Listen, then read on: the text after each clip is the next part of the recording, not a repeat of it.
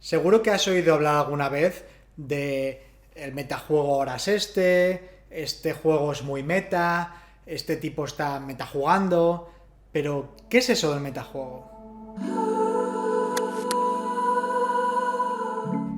El prefijo meta proviene del griego y significa después, más allá.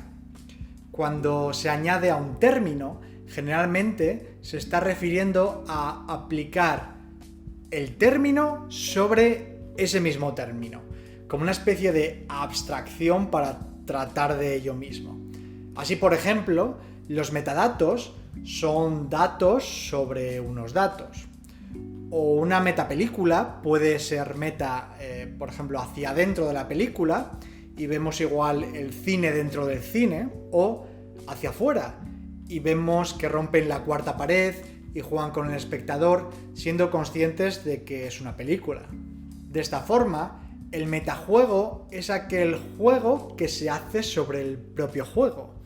Es decir, tenemos un juego base y lo que se está jugando. Se está jugando a este juego. Y luego salimos hacia afuera, hacia la realidad, nos abstraemos de que es un juego y vemos qué situaciones estratégicas o juegos puede haber sobre jugar a ese propio juego. Entonces, de nuevo, hay dos tipos de cosas a las que uno puede referirse cuando decimos metajuego. Una es metajuego hacia adentro. Aquí el juego principal, digamos que incluye una sección donde se deciden las reglas que se van a jugar luego en el subjuego. Como ejemplos de esto, en un videojuego como un juego de lucha, podemos referirnos a metajuego al hablar de la selección de personajes. Hay personajes que son mejores contra otros y por tanto es algo importante de cara a la pelea. Si estamos hablando del League of Legends, por ejemplo, esto puede llegar a tener tanta importancia que literalmente pues hay una pantalla de selección antes de jugar el propio juego, donde hay unas reglas específicas de cómo se eligen a los personajes, por turnos, baneando y siguiendo ciertas reglas específicas. Algunas veces las partidas prácticamente se deciden en esta pantalla.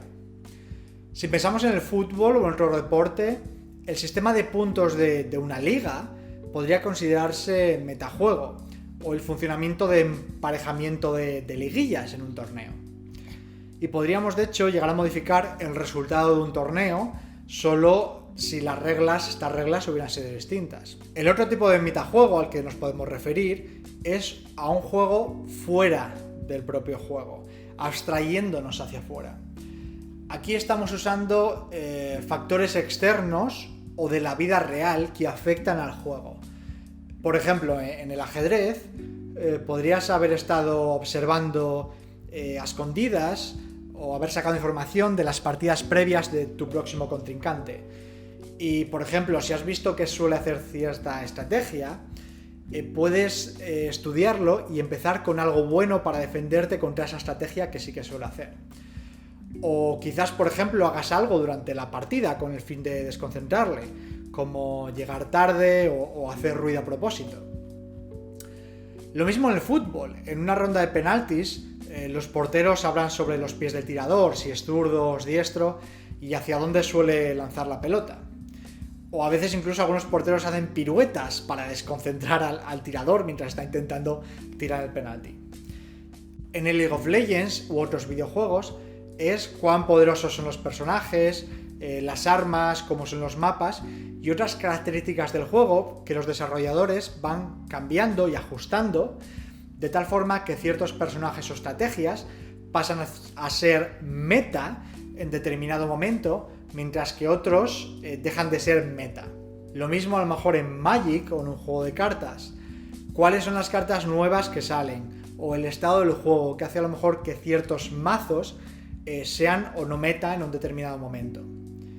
En rol, metarolear es considerado tomar decisiones que el personaje que estás interpretando no haría, ya sea utilizando información que tú tienes, que el jugador tiene pero el personaje no, o llevándolo pues por un desarrollo de clases porque sabes que a lo mejor tiene mejores números en determinado momento. En juegos de identidad o información oculta, como los hombres lobo de Castronegro o el póker, puede ser observar a los jugadores a través de varias partidas y a lo mejor saber que siempre que tienen buenas cartas juegan más agresivo o que tienen ciertos tics cuando ellos tienen cierta información privada que tú no. Permitidme aquí que sea meta y deciros que si apoyáis este vídeo compartiéndolo y suscribiéndolos, eso de hecho ayuda a que siga haciendo contenido como este.